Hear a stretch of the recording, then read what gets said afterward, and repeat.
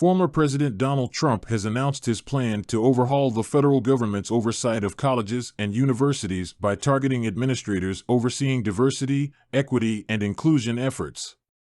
Trump's proposal seeks to replace existing accrediting organizations with new accreditors that would impose a range of new standards on colleges.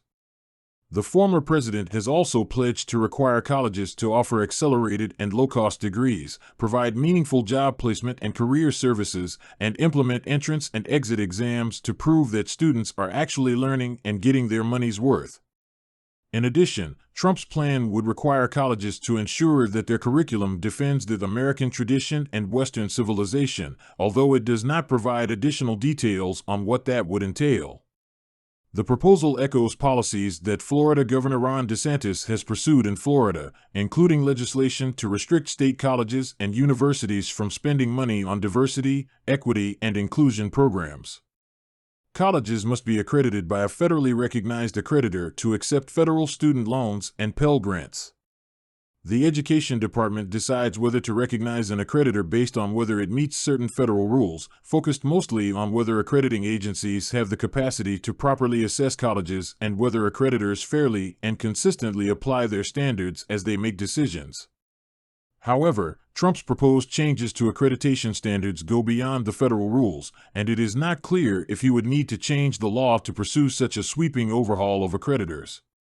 During his time in office, Trump's Education Department under Secretary Betsy DeVos overhauled the federal rules governing college accrediting agencies. Those changes were largely aimed at eliminating regulatory burdens on colleges and accreditors, which DeVos said was needed to promote more innovation in higher education. The new rules gave accreditors more flexibility in how they approve programs, for example. But they did not target curriculum being taught at universities or what types of administrators they hire, as Trump is now proposing. Democrats assailed the Trump administration's changes as a weakening of oversight over colleges, and the Biden administration has said it plans to revisit the rules for college accreditors later this year. In addition, the Trump administration reinstated the federal powers of a large college accreditor of for-profit colleges that was responsible for approving campuses of ITT Tech and Corinthian colleges, two large chains of colleges that shuttered amid allegations of fraud and misconduct. That accreditor, the Accrediting Council for Independent Colleges and Schools, announced last year it was shutting down after the Biden administration revoked its federal recognition.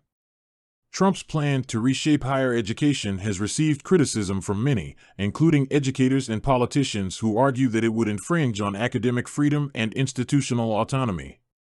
Many see the proposal as a continuation of Trump's attacks on institutions that he believes are ideologically opposed to him, including colleges and universities. The former president has often criticized universities for what he perceives as a liberal bias, and his proposed changes to accreditation standards would likely lead to an increase in conservative-leaning colleges and universities. The proposal has also drawn criticism from students and faculty who argue that it would limit diversity and inclusion efforts on campuses. Many believe that removing administrators overseeing diversity, equity, and inclusion efforts would harm efforts to create more inclusive and welcoming environments for students of all backgrounds. In conclusion, former President Donald Trump has proposed significant changes to the accreditation process for colleges and universities, with a focus on targeting administrators overseeing diversity, equity, and inclusion efforts. His proposal has drawn criticism from many who argue that it would infringe on academic freedom and limit diversity and inclusion efforts on campuses.